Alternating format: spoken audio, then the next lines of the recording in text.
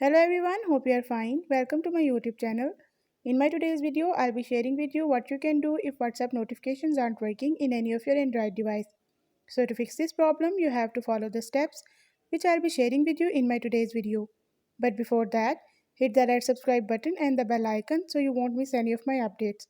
Now watch this video and you will learn what you can do if WhatsApp notifications aren't working.